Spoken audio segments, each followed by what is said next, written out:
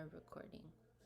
So we can chant this together, the first verse of the introduction, on page 7 for those of you who have the physical book. Vande Shri Guru Gaurango Radha Govinda Sundaro Sagunau Giyate Chata Gita Gudarta Gauravam. Okay, and now we are beginning this week with chapter 2, which in our edition is called Sankhya Yoga, the constitution of the soul. And last week we finished with some, very sensible, reasonable points, that Arjuna was making. How can I, and in line with Dharma, how can I kill all of these persons on the battlefield who are so respectable to me, and also, and if we do go through with this, what type of devastation, what type of long-lasting ill effects will come about, as a result of such destruction. And Arjuna goes so far as to say, I would rather die myself and be killed rather than be in the position of killing others. And also, furthermore, he says, we cannot blame them because they are simply ignorant. If someone ignorant is doing something ignorant, then how can we blame them? But if we have knowledge, if we know better, and we still do something so despicable, then we are the ones to be blamed. We are to blame. More blame is to be attributed to those who have awareness of higher knowledge and higher principles. So these are all very reasonable arguments that Arjuna has made. And now we're coming to hear what is Krishna's response. Okay. So beginning with chapter 2. Welcome, Dr. Mark. Be comfortable, please. Take your presence on. Okay. And Marie has also joined us. Welcome, Marie. Sanjaya Uvacha Tam tata kripaya vishtam ashupurna kulekshanam vishidantam idam vakyam uvacha madhusudana.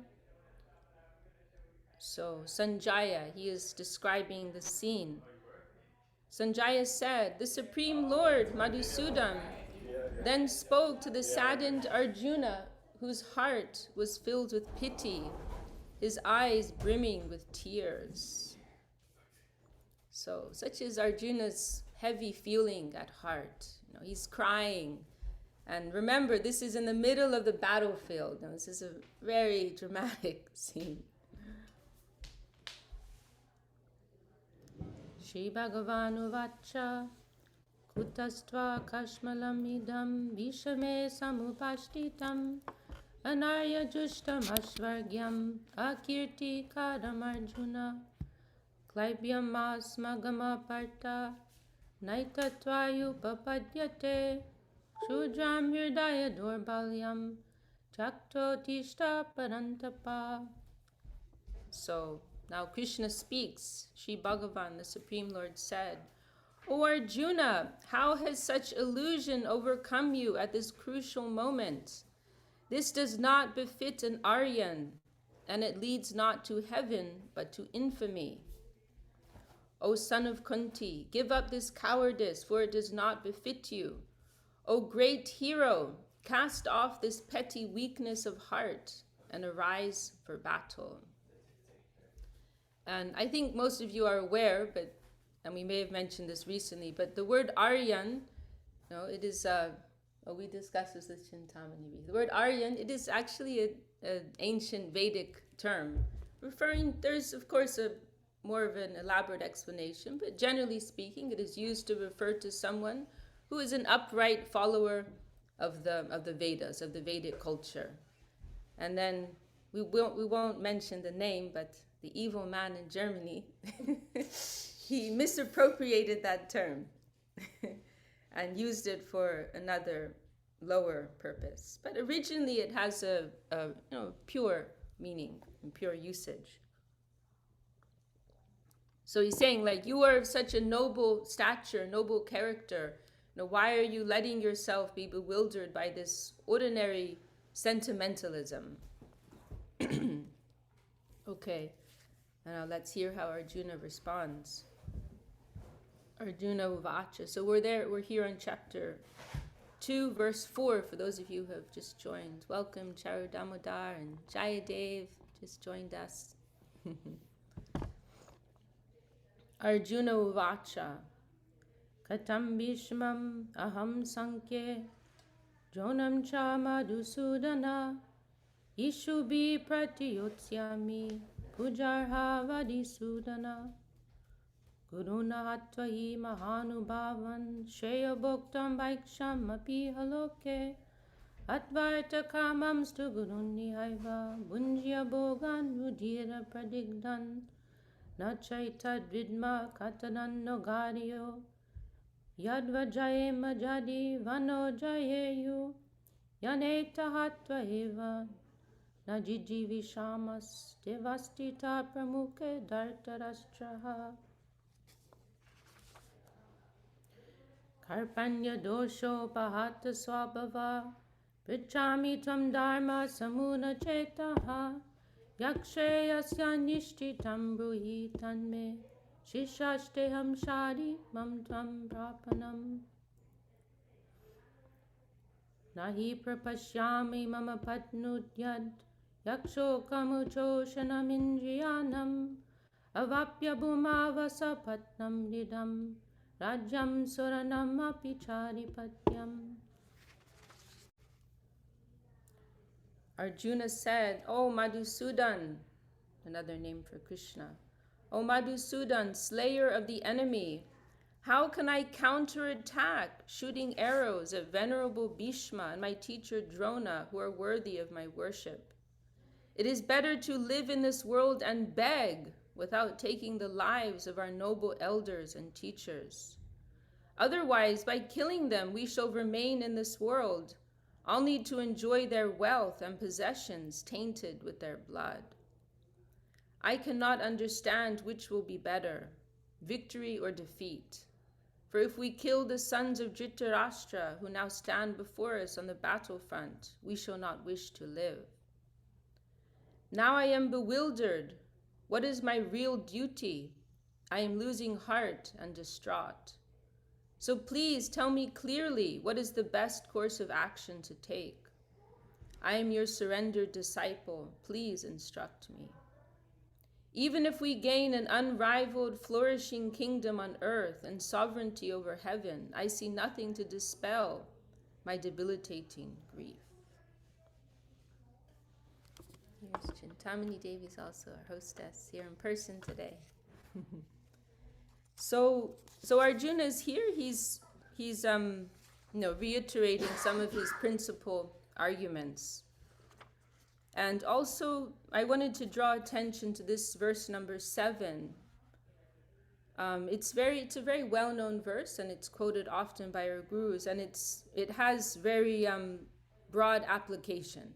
It is, and it also marks the beginning of Bhagavad Gita, because it is here that Arjuna is saying, Krishna, you please tell me what you think.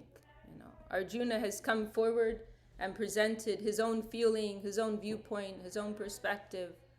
And now he's coming to Krishna and saying, this is what I think, but I want to know what you think, and I rely on your higher estimation of things. This verse also describes so wonderfully what we face in this world, because day by day we are seeing things through the lens of our limited senses, limited experience, prejudice, our limited vision, our powers of perception are very limited and finite and prejudiced. And so naturally what happens as a result? We become bewildered. We are bewildered. We're spun out, we're spinning around. We get confused. This is what we face. And another funny thing is that, like, all of these different elements within ourselves are not even in agreement, right?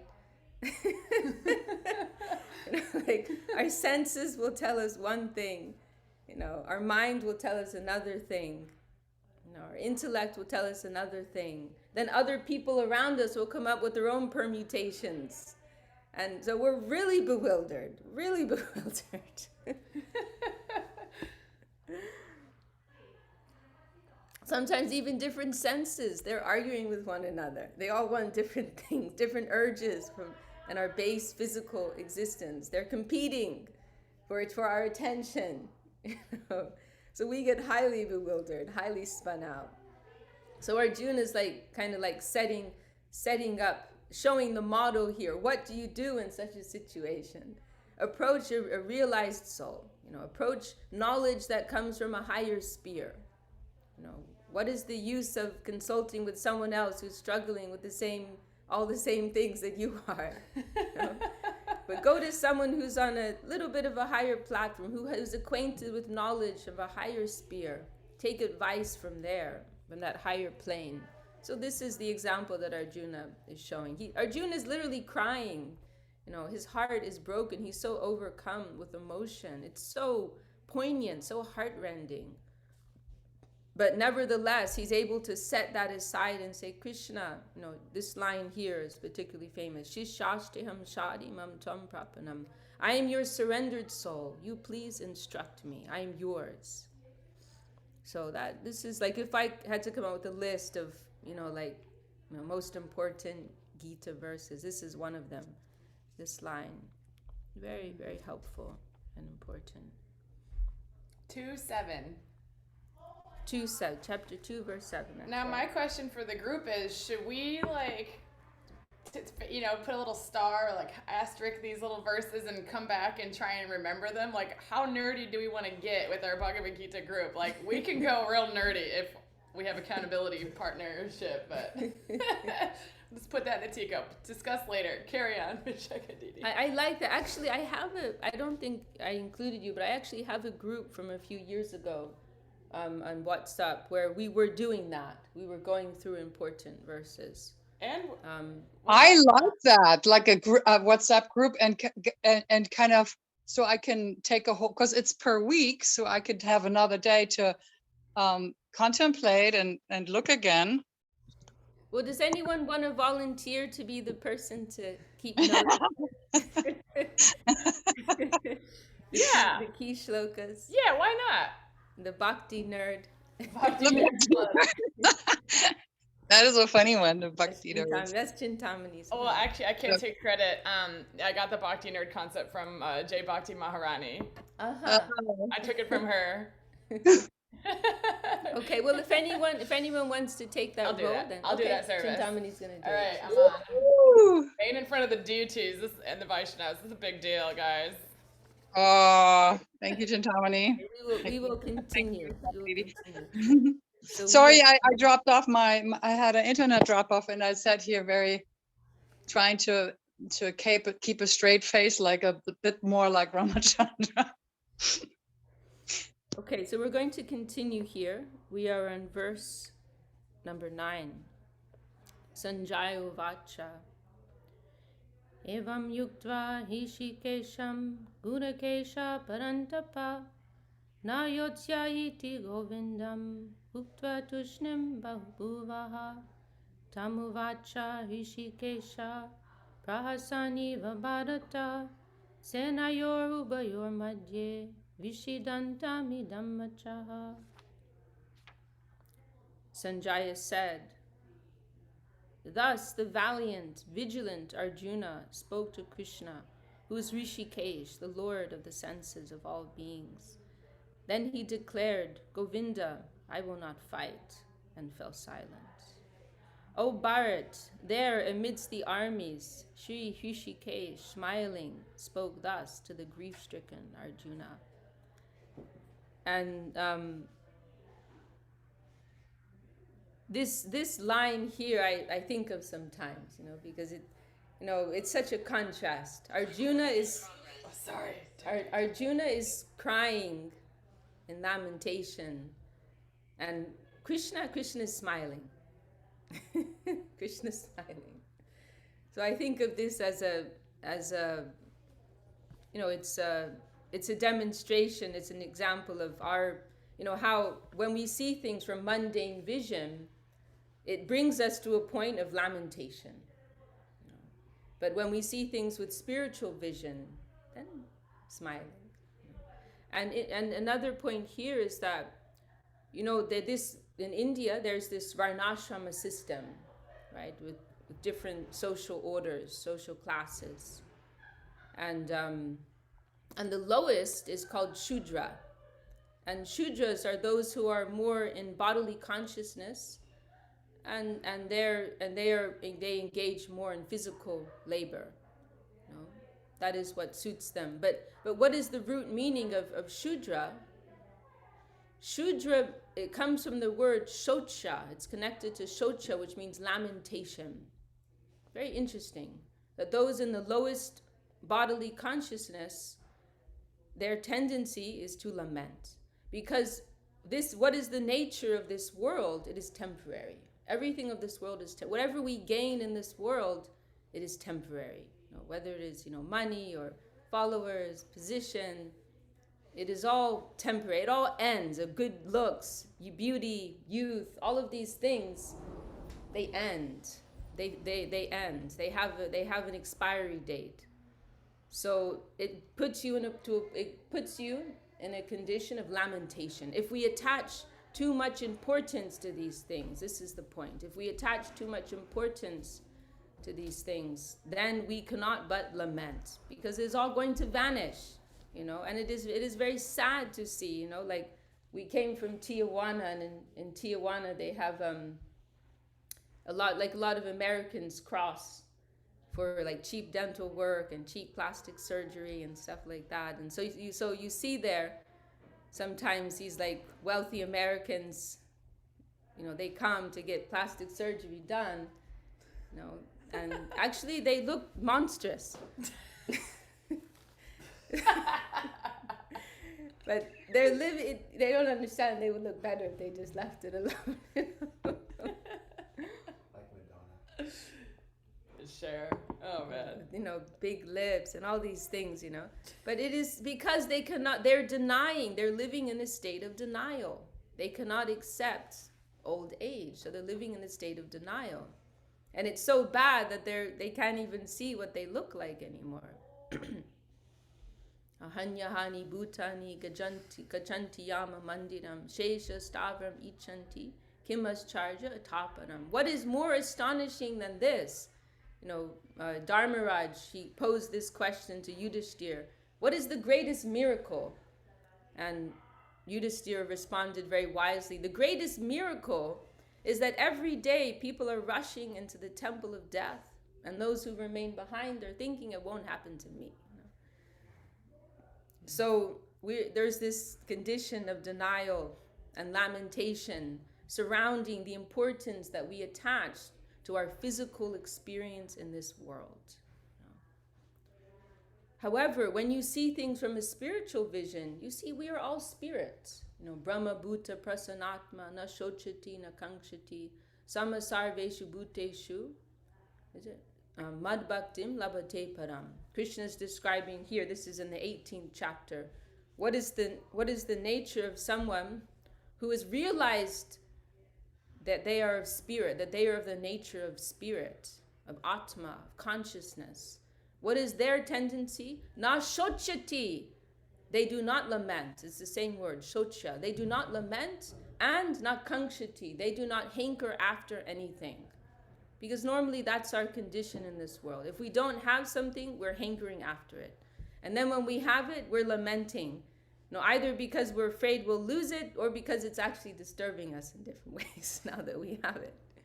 So, but once somebody realizes that they are actually eternal spirit, they are Atma, then there's no reason to lament, and there's no reason to hanker after anything of this world. It is all coming, it is all matter, it is all coming and going. This body, coming and going. Youth, beauty, wealth, fame, power, all these things, they come and go. Let them come and go. I am Atma, I am soul, who cares? Doesn't matter. So from higher spiritual vision, there's joy, there's happiness always. So it is, I appreciate this contrast here that Arjuna has put, he's sitting there in tears and Krishna's smiling. Let's see, where did we finish? Okay, so we'll pick up verse 11. Shri Bhagavan Uvacha Ashochan Amashocastvam Pragnavadam Shabashas Haribo. Gata Sunagata Sumcha Nanusho Panditaha Natvevaham Jatunasam Natvam Neme Jananipa Nachaiva Nabhavishyama Sarvevaya Mataparam Dehinosmin Yata Dehe Komaram Jovanam Jada Tata Dehantara Praptir Tirastatra Namuyati Matra Sparshashtu Kunteya Shitoshna Sukadukada Agama Paino Nityas Tam Stitikshashra Bharata Yam Hinavyatayantyete Purusham Purusharshabha Samaduka Sukham Dhiram Samhita Tvaya Kalpate Nasato Vidyate Bhavo Nabhavo Vidyate Satta Ubayorapi Drishtantas Tanayos Tattvadarshibhi. Okay, maybe we'll pause there. We ended on verse 16. So what we're coming to now, and I'll also mention a few other interesting points about this second chapter of Bhagavad Gita. It's considered to be a summary of all of the principal topics in Bhagavad Gita. Actually, in Srila Swami Maharaj Prabhupada's edition, he calls it, the name of this chapter is Contents of the Gita Summarized. And I believe Bhaktivinoda Thakur referred to it as the sutra of the whole of Bhagavad Gita. It is like a condensed expression of all of the main points of discussion in Bhagavad Gita. So in this chapter 2, there are quite a few important verses quoted by our gurus. For anyone who is a Gita Pandit, these are all verses that they'll have memorized, what we've just been through, several of these. And then finally, just as another preface here, so this is like the foundational teaching of Bhagavad Gita and the Vedic knowledge in general, that we are Atma, that we are spirit, we are soul. And we can't actually have a real discussion in the plane of faith unless this is accepted as the foundation, that we are Atma, that we are soul, we are spirit. No, but at least accept the premise, even if you're not sure about it. Accept it as a premise, okay? For the purpose of this discussion, please. I heard one time in a Bhagavad Gita discourse from Srila Prabhupada that at least if you're not, just at least, I forgot how he said it, but the idea I took away was at least give the option that this could be the absolute. Like at least give the option that this is something that is worth your time to invest your attention to. Like, well, why not Krishna, Supreme Personality of Godhead? At least holding the frequency of maybe. Not a no. It's very nice.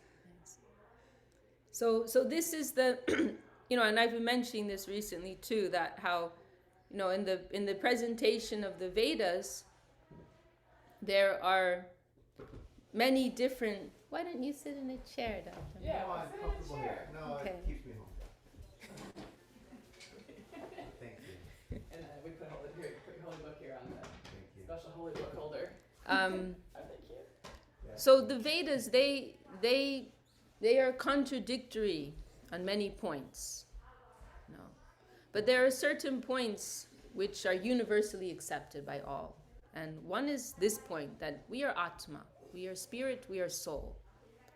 And so this is how Krishna is beginning here in his teachings to Arjuna. He's saying, and this is a line I appreciate very much, Ashochan amvashochastvam, means you are lamenting for that which is not worthy of lamentation. Very helpful line to remember. Is this one of our verses of our Gita discussion study group, or? When it comes to that, I'll let you know. Okay, thanks. So, ashochan amvashochastvam. What is not worthy of lamentation, you are lamenting. You're wasting your time. We all do that. How many minutes, hours of our day do we waste, or do I waste over that? So and he says also, it's kind of like teasing him a little bit, like, you're talking like you're a very wise, noble person, and Arjuna was bringing up some very righteous points, right? So Krishna is saying, you're talking like you're a wise person, but actually you're like, what you are lamenting over in the first place, it's not worthy of lamentation at all. It's like misplaced, like you're coming up with some good stuff, but it's misplaced. You're spouting all these big words, but what they are actually about is not very significant. And why? Because nobody can kill anybody. There's no question of that. We are all soul, we are Atma, we are spirit. Jai Jagannath Swami Prabhu ki jai. We are all Atma, we are soul. So this is a moot point that you've brought up. There's no validity. From the absolute plane. Of course, within a relative plane, it has significance. But from the absolute plane, from a higher plane of consideration, there's no question in the first place of killing anybody. Nobody can nobody can harm anyone, because we are infallible spirit from the highest vision. So then this verse number 12, this is, let's see, 12, 13, and 14. These are all key verses that can go on our list. 12, 13, and 14, chapter 2. All right. Never was there a time when you, I, or all these kings did not exist. Just as we exist in the present, so have we existed in the past, and shall continue to exist in the future. As the living being passes through the bodily changes of childhood, youth, and old age, it similarly attains another body at death. The wise are not deluded by this. So as we move through life, right, I'm 37, I'm moving on. We start to experience old age, Dr. Mark told me yesterday, have some neck problem. Well, you're aging. maybe it's not a serious problem. I'm like, I need to have an MRI. And it's like, well, you are aging. Maybe our Gurudev, he mentioned that once too. He went to the doctor, and the doctor told him, there's nothing wrong. You're just getting old. And so our Gurudev he didn't say you're getting old. Our Gurudev added that part. But he just said, there's nothing wrong. And our Gurudev said, I was disappointed, because it means, I'm just getting old. So, as we move through life, we experience all of these changes. But that consciousness within is the same. The same person is there. Okay, maybe we're going through some evolution and some inner transformation, etc. But we are essentially the same person within. And it can be, and again, going back to that point about plastic surgery, it's something that, many people, they're in a state of denial about it. They feel, I'm the same person. Why can't I be that beautiful, sexy goddess that I used to be? I'm looking in the mirror and I'm seeing sagging cheeks and wrinkles, but I feel like I'm that same person before. Right? And it's very difficult to accept. So why is that? What is the reason for that phenomenon? Because the inner person is the same. And we're moving through, and in moving through these different bodily transformations, but it's the same person within. And then eventually, once this body has become completely useless and fallen down and died, the soul will move on to another body and the whole thing will start over again.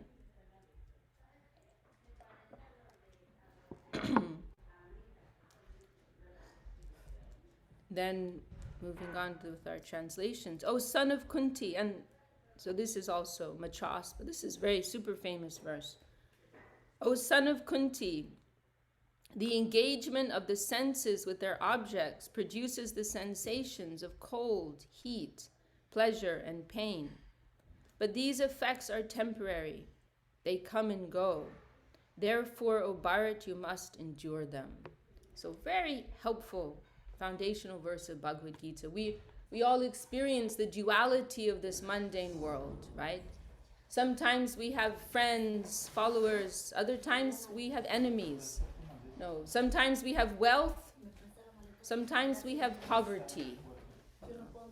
Sometimes we have food. Sometimes we don't have food. Hot, heat, cold. How much time do we spend talking about the weather, right? Like complaining about the weather or expressing our satisfaction with the weather. We put so much importance on all these things. And especially in our modern life, we have this ability to fine tune things to just exactly the sensory experience that we want, right? We can adjust the thermostat, to exactly the right degree of hot or cold that we want at that particular moment. We can adjust our lighting to just exactly the shade that we want. And so many things that we can fine tune our environment, but it's actually a bit of a dangerous.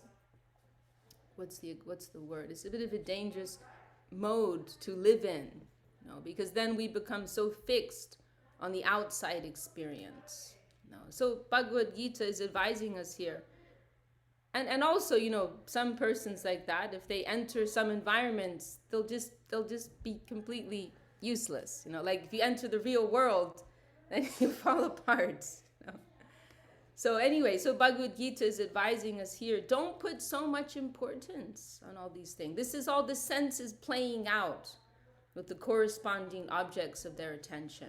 Don't let that whole drama go on, but you stay aloof from that.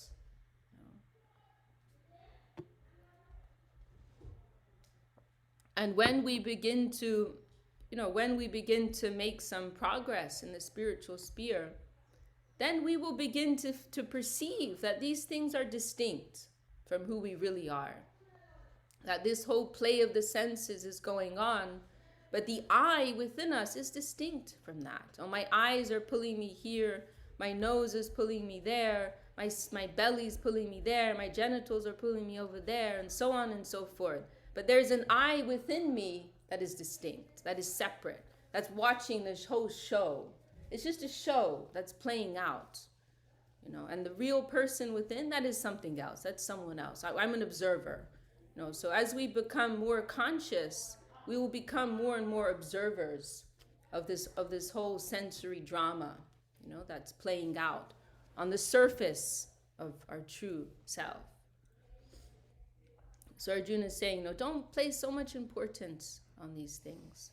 Sometimes you have hot water, sometimes you have cold water. It's okay.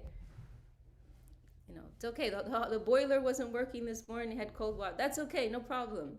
That's just, I did have a hot shower, by the way. It's just an example. Not a complaint to our management. No. I had a very nice hot shower today.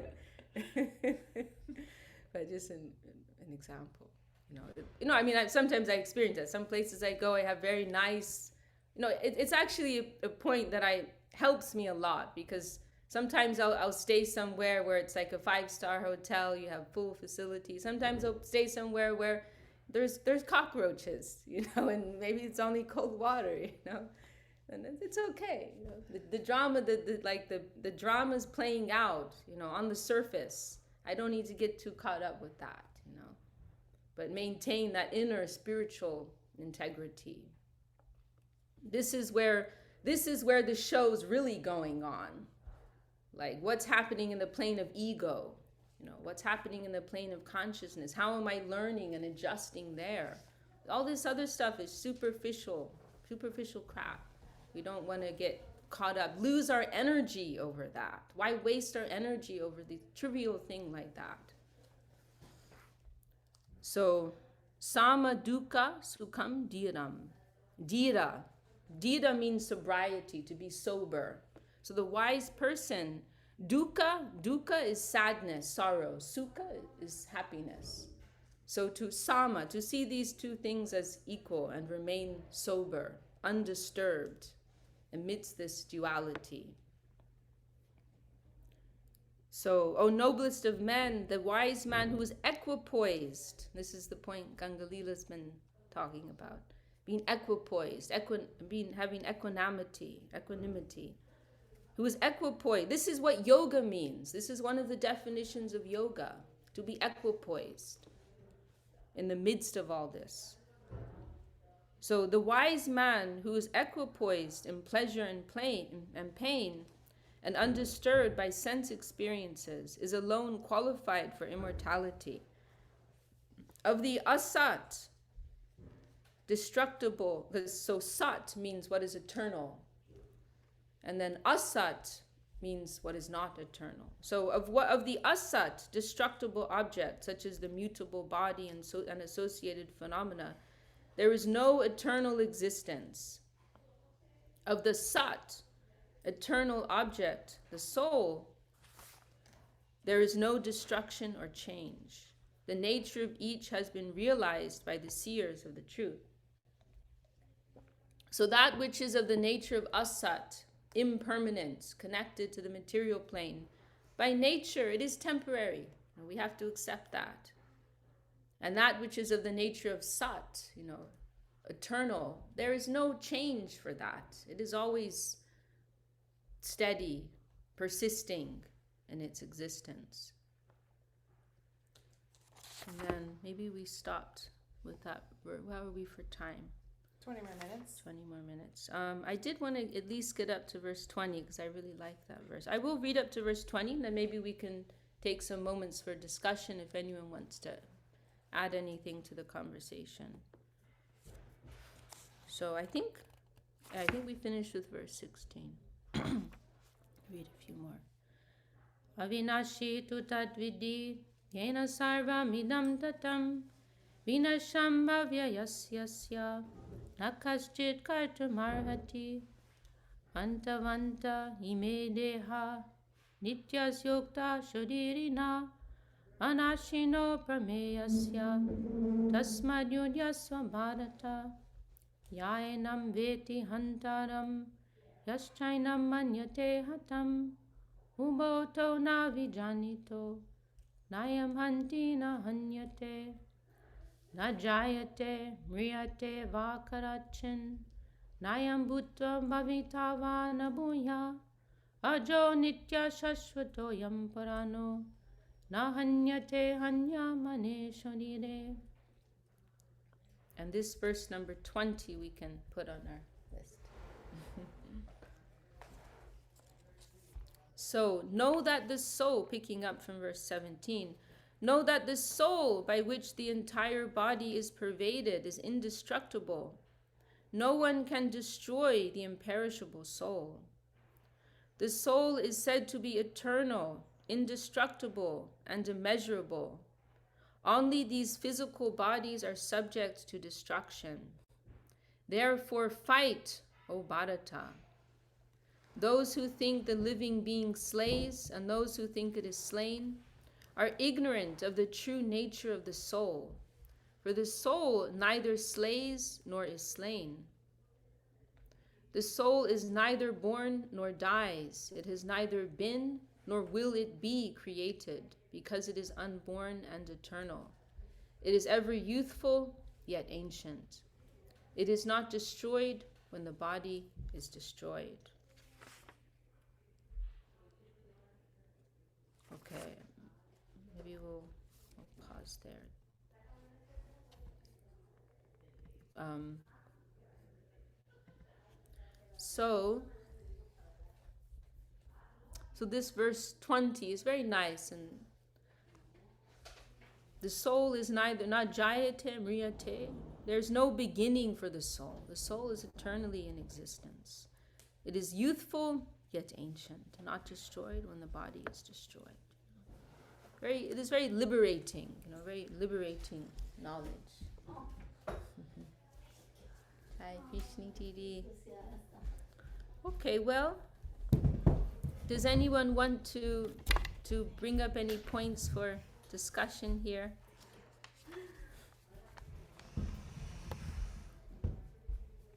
And our Gurudev, he would sometimes recommend, like if somebody was facing death, or one of their loved ones was facing death, and our Gurudev, Srila Govinda Maharaj, he would sometimes recommend that they read this chapter, these verses, because it is giving us this reminder, that yes, this body is coming to an end, but the soul within remains.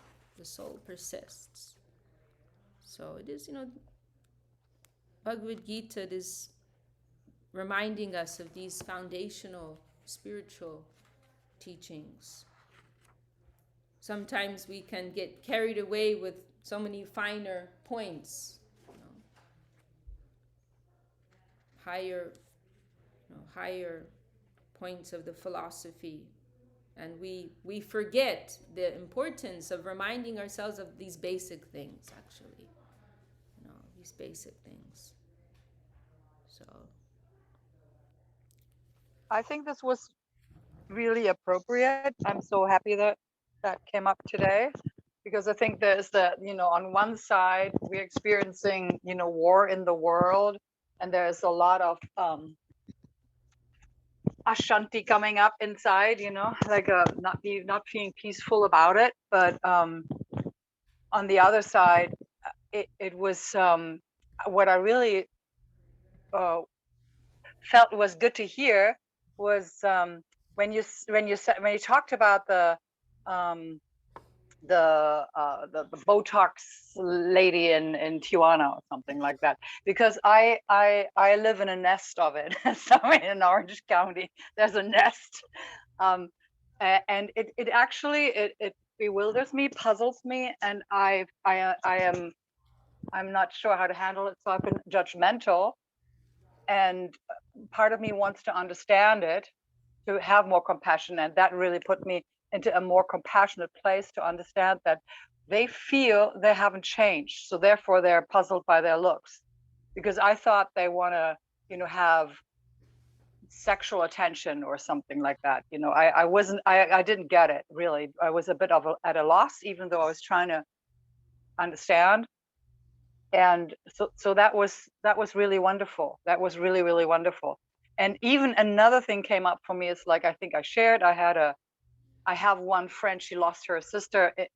I spare you guys. It was and what she's doing, she is we talked about it, how you can stay also in conversation. So the sister just left her body, but yet you stay in a conversation soul to soul.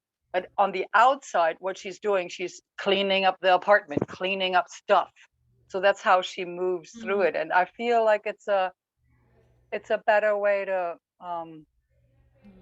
not be so emotionally thrown around, that we focus on spiritual matters in this material world, because I think that's the hardest part for me. Like when I think of war, when I think of people losing people, when I think of people throwing money investing it into their like lips or noses, then I am under it's toxifying. So now I feel like what's been said, that also detoxes me, so I have more freedom.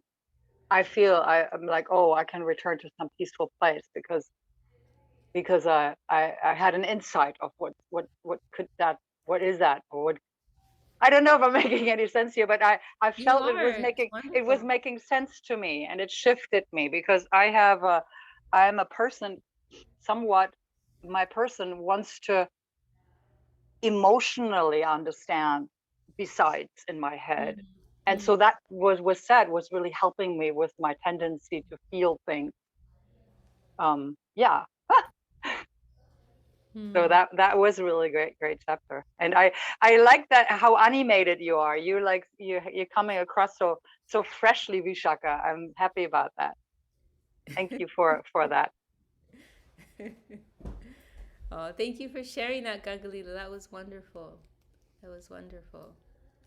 Yeah, and you made me think of another example too, that how we also going to the point about like age, like we struggle to accept the limitations of our body, right, due to age. And in our 20s we may have been able to accomplish things at a certain level, and then as we're getting older, our body's not cooperating, and that can be very difficult to accept. And I see sometimes persons, they injure themselves because they're ignoring the constraints of their present body, but why? Because they're feeling, I'm the same person within, like that person in my 20s who could run a corporation, run a household, and do whatever. I'm not that same, I'm within that same person, but my body's not allowing me to do that anymore. I used to be a great athlete. I used to be an Olympic athlete and I could perform at a certain level. And now if I try to do the same thing, I might kill myself. These things can be very, very, very difficult to accept and highly depressing. Because we feel, I'm the same person. I didn't go anywhere. What is this weird thing that's happening to me? Haribo. Haribo, we have Haribalaba, Dandavat. Yeah, I had a question. Sometimes things happen in our life, and we, uh, how we react. I mean, to just know some philosophy doesn't seem enough sometimes. But what I'm saying is, I woke up the other day an atheist due to some things, struggles in my life. And how do you avoid that?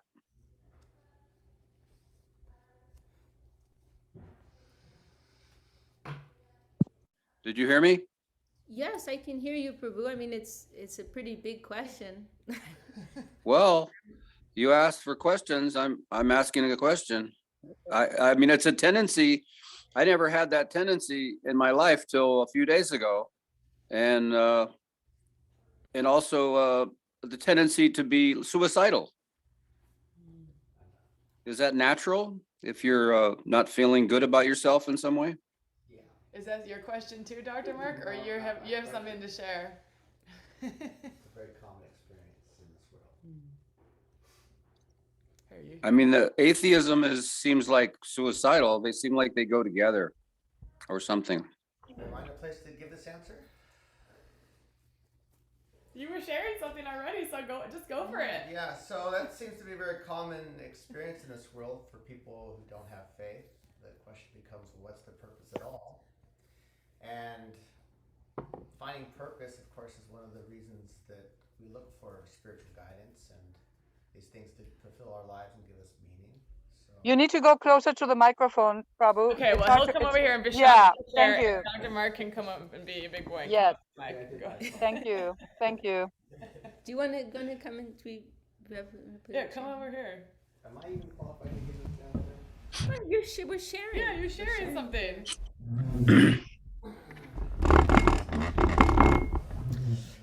I was just saying that seems to be a very common experience in life for people who find that they lose their faith.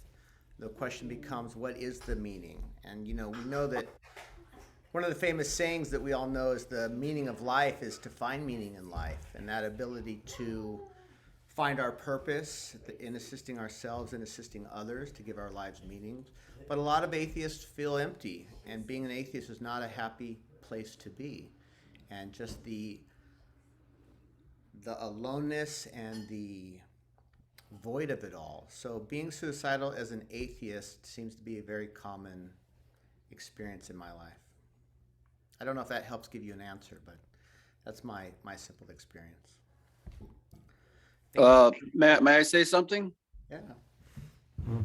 That answer is a very common answer. What you said is nice, but I've heard that many, many times. I was asking Bishaka Didi to add something from her Yes, Prabhu, perspective, please. I will say something, but you need to give me some time. It's not like, please, Oh, just be patient. well, I may be running out of patience in my present situation, so please forgive me for that. No, it's okay. Just listen. Okay, calm. Take a deep breath. Take a deep breath. In through the nose, Gunga Lila.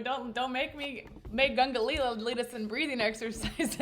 Yes, take a deep inhale and exhale completely. What I hear, Hari, because I had the pleasure of meeting Hari in person, is that he is surrounded by such faith. He's like, I don't know, like the way I experienced you is that faith is carrying you, and what I learned from my short listening to higher teachings is that it's like a normal thing that puts us into that separation that could be happening, that there's that separation.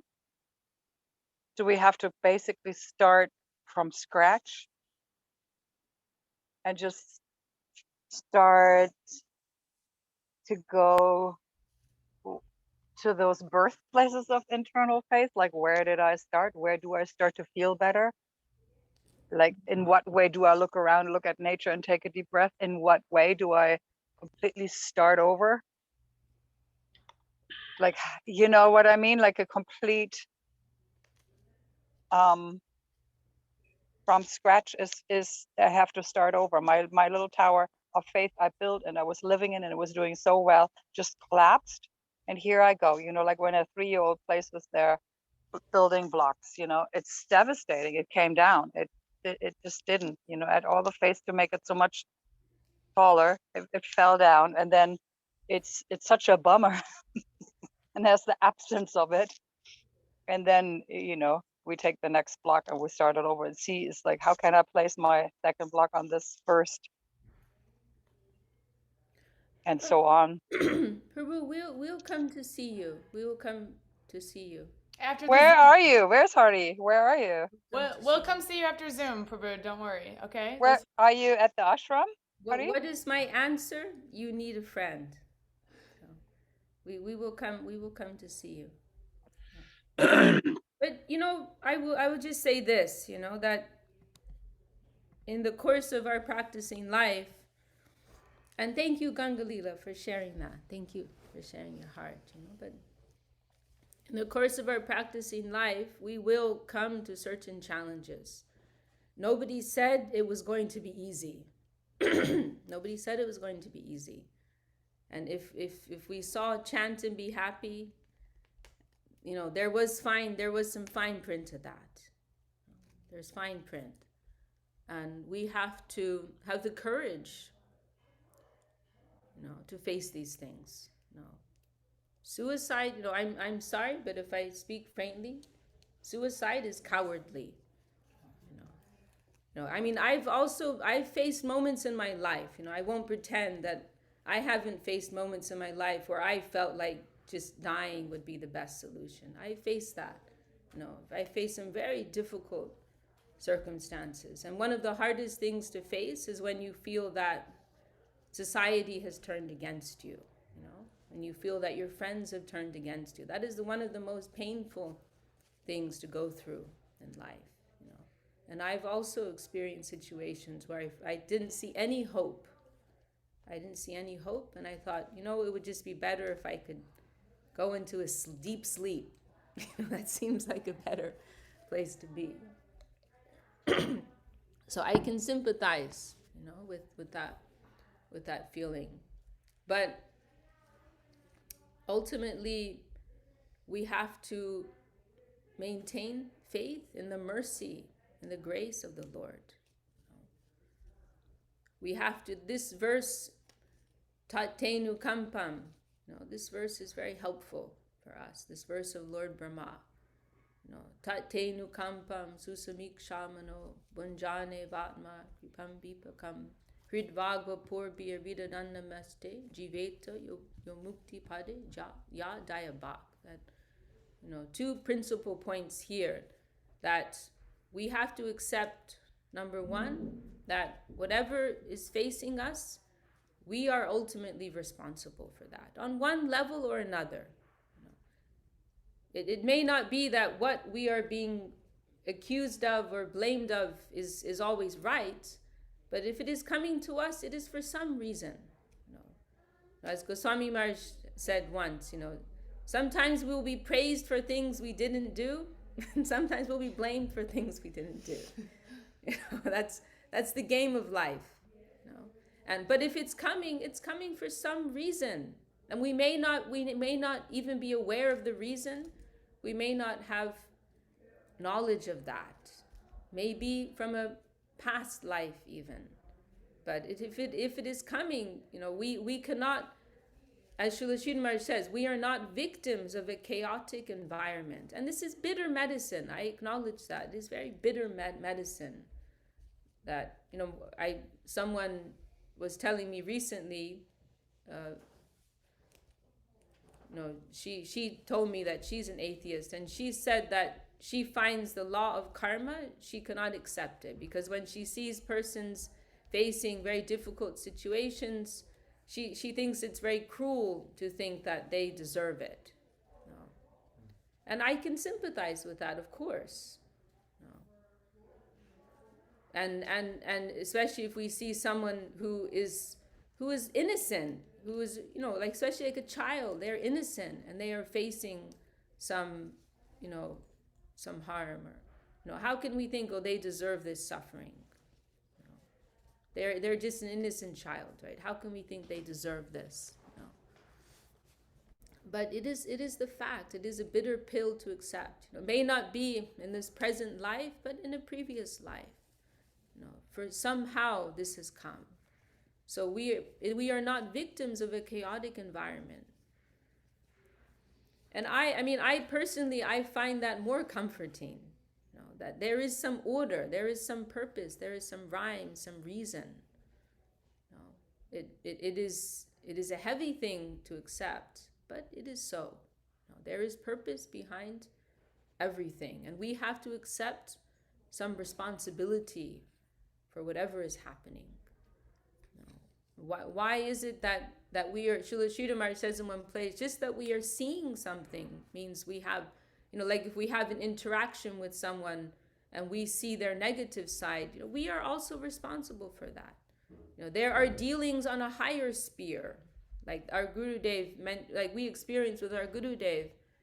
Everyone who came in connection with him, they had a beautiful, positive exchange. But amongst ourselves, we may see some darker sides, right? So that tells us, who is our Gurudev? He's only taking the goodness. He's only bringing out the goodness because he's on such a higher level of consciousness. He's only bringing out the goodness. So what about us? Why are we not only seeing the goodness? Why are we must have some responsibility there. And if we are truly sincere, then we must accept that. And then the second point in this verse is that we must also see that we must accept some responsibility, even though that may be painful. We must accept some responsibility. Then on the other hand, if we have even higher vision, we will see not only that, but the Lord's mercy is there, the Lord's grace is there, coming to correct me, to humble me, to purify me. It is coming for some reason, some purpose.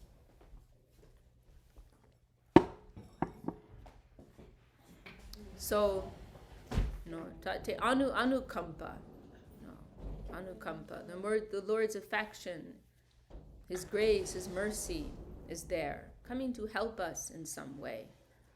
And it is a painful thing. It may be a painful thing. But it is also a positive thing. Why? Because we are progressive beings. What we are here and now today, what's happening to us here and now today, that's not the end of the story. That's not the final chapter.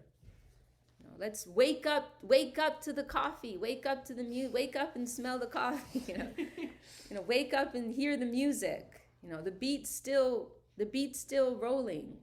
The story's not over yet.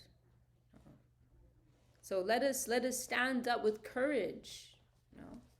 Oh, Kanakalata Dandavat, thank you for joining. Yeah, we if anyone needs to go, please feel free.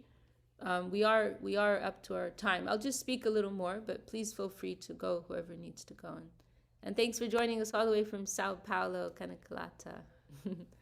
Dandavat to you and to your son. So we have to remember that there's always hope. There's always hope. That the nature of theism is to be hopeful. And the nature of atheism is to be pessimistic. Because if we see God's hand behind everything, then we're living in the world of infinite possibility. It is a world of infinite possibility when we see God's hand there. So we don't want to get stuck in one moment of time. It's like if you watch a movie, right? And the movie will go through so many different stages of development. If you just flip on the movie at one point in time, then it may be a very sad and depressing, horrible scene even. But you don't want to end the movie there. Sometimes I'll experience, I'm watching something and so I don't want to end here. I gotta wait to get to a positive part. I'm gonna sleep here. So go to the end of let's play out the story. Let's see how it's gonna end. Let's not be defeated. Let's not allow ourselves to become victims. Let us not allow ourselves to be victims of our circumstances. We will transcend. Let me show, and sometimes the Lord, it is mentioned also that sometimes the Lord, he gives trouble. He puts his beloved devotees into difficult situations in order to demonstrate their glory. That, this is mentioned by our teachers. That then the world will see, they faced such a circumstance. And look how they faced it. Look at how they faced it. It is like Jesus, Okay, I don't agree with Jesus being put on the cross, and I personally don't understand why the cross is celebrated, because it seems quite sad to me. But I mean, we have a Christian here, Marie. Don't take offense, She doesn't mind. She's smiling. She's Oh no, it could take me hours to explain that, and I'd have to basically explain half the Old Testament, because it's all about mimetics and imagery and how you deal with the concept of an immortal soul when you don't have a concept of an immortal soul to start from. So yeah, that's another discussion for another time. Yes. But let me my main point here is that Jesus on that cross being crucified, what was his statement? Did he say, I'm sending you all to hell? Is that what he said? No. Or did he say, I'm going to have a word with my dad and you guys are going to regret this? He did not say that, right? What was it that he said? Somebody tell me. Well, there were Not 7 Marie. things. Not Marie. Like something like he can't Say he it can't louder, die. more slowly. Gunga's talking. I'm self-conscious. Say it louder, more slowly. No, Gunga, you say it. I don't want to say it. No, you do. You do. Forgive them, Father, for they know not what they do. Can we get an amen? Amen. Hallelujah. Can we get an amen in the house? Hare Krishna. A man and a woman. Amen. Amen. Amen. All right, we're done. Sorry. Forgive them, Father, for they know not what they do. Lauryn Hill has a song about that. We're talking about Lauryn Hill. Yeah. Forgive them, Father, for they know not what they do. And also when Jesus was being marched to the cross, who did he pass by? Judas. Judas is the guy who who handed him over, right, for his own gain. Judas is the guy who betrayed him for his own gain. And Jesus looked at him and gave him such a profound look that Judas went and, I believe he committed suicide. Is that right? Judas. Okay, Marie is nodding her head. But what was that look? You know, and Srila Sridhar Maharaj said that what he believed it to be is that Jesus was looking at him not with a look of accusation, but asking for forgiveness. Jesus' expression was, please forgive me for using you to highlight my glory. By your wicked deed, my brightness will be accentuated. You know, and your name is, Judas is a bad word to this day. You know, but what type of you're actually making an incredible sacrifice. So what plane of mercy is this? What a glorious example. What a beautiful example in Jesus' mood. He is being literally crucified in public, but he's asking that the perpetrators be forgiven and excused because they are ignorant. So how glorious is that? How glorious is that? So this is one example, but it is mentioned that sometimes great souls, they will be put into difficult circumstances because they show how they transcend those circumstances. They don't allow themselves to become victims of he said or she said or they did this or they did that. They don't allow themselves to become victims of that. But they transcend that with their glorious mood, with their love, with their humanity, with their mercy, their compassion. So then we can see these trying circumstances that we face as opportunities. That's what they actually are. They are opportunities for growth. They are opportunities to show, that higher self within. Every challenge that we come to, it's like a crossroads. Are we going to go this way or that way? Are we going to go up or down? Are we going to go forwards or are we going to go backwards? The ball's in your court. The ball's in our court. No. Are we going to hate or are we going to love? Are we going to blame or are we going to accept? No. It is all down to us. We have that power. We cannot control the environment, but we can control ourselves. And Srila Sridhar Maharaj describes this as one of the most powerful points of Bhagavad Gita, that it teaches us we cannot change the environment, but we can change ourselves. So we have to accept whatever situations we face with that vision. Let me grow out of this.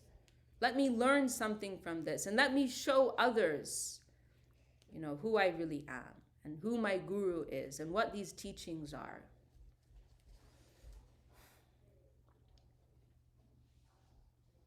Marie, do you want to add any corrections to anything I said there? Or additions? I see you put some things in our chat, but I don't know how to say Yeah, I don't have, there's what went in the chat, no corrections. I'm not sure how many additions are relevant to this discussion, but yeah. Okay. Yeah. Okay, well, there's also another nice comment from Marie. Faith is a gift. Sometimes God will take back that gift for a time.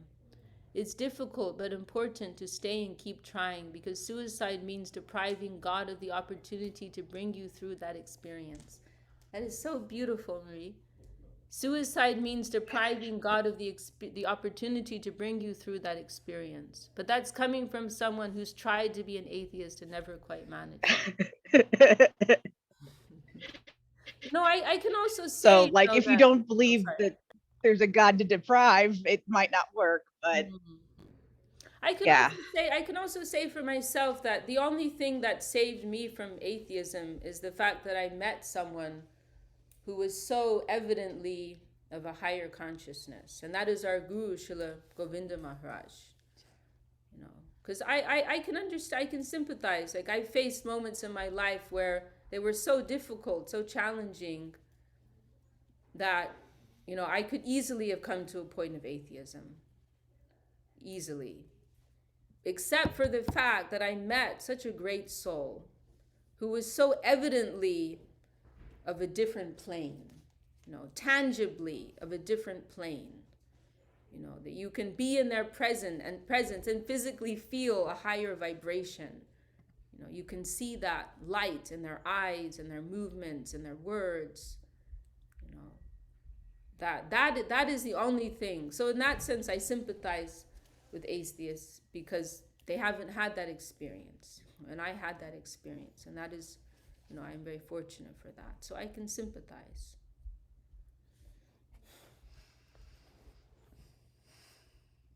Well, should we end there? Does anyone want to add anything to that? I'd like to hear something from Jagannath Swami Prabhu, if that's okay, and his good wife. You don't want to. Yeah. Yes, we want to hear from you. Yes, we want to hear. We want to hear from you, Prabhu, Nataji. Just something. After hearing from. Oh, There sorry. we go. We're having a little trouble here. A little tech difficulty with our table here. Oh. There we go. No, I say after hearing from Vishaka, you know, what do I need to say? You know, she has given us the most beautiful explanation regarding this subject matters that are presented on Bhagavad Gita. And all I can add is maybe just beg for forgiveness. There was a time when one devotee had approached Srila Gurudev, and he said, you know, I don't think I can follow the regulative principles, and but you can still chant your rounds. Srila Govinda Maharaj answered him back, and then he said, you know what? I don't think I can chant my rounds. Well, not the 4 rounds? No. Maybe just 1 round. Can you chant 1 round, Srila Gurudev? Then he said, no, I don't think I can chant 1 round. And then he went on, what about praying to be able to chant? And then he said, no, actually I don't have any attraction, and I don't think I can pray. Okay, then Gurudev answered once again, what about praying to be able to pray? And then he went on and said, no, I don't think I can do that. To this point in my life, I don't think I can do that. And then he said, well, Prabhu, what can I say? I can do nothing for you if you're on this condition. You know, there has to be like a sincere seeker of the truth, means that we have to sacrifice. This is, we are talking only about the plane of dedication. And this is all we can do, at least wish to be able to do something. If you don't, Loliam, if you're not interested on developing this attraction and this, practically we can, then the Lord, you know, He has given us free will. You know, it's up to you what you want to do with your life. This is all I can say. Jai Srila Govinda Maharaj and Vishaka Didi, you're so beautiful, and I pray to be able to continue following on your example, on your life. Dandavad. Mataji, we hear from you too. En español está bien. Yeah. Thank you so Okay. much. Okay, we're going to end there. Jagannath Swami. Dandavad, y'all. We're Thank going to you end so the much. meeting. Love you guys. Okay, Hare Krishna. Dandavad, everyone. Dandavad.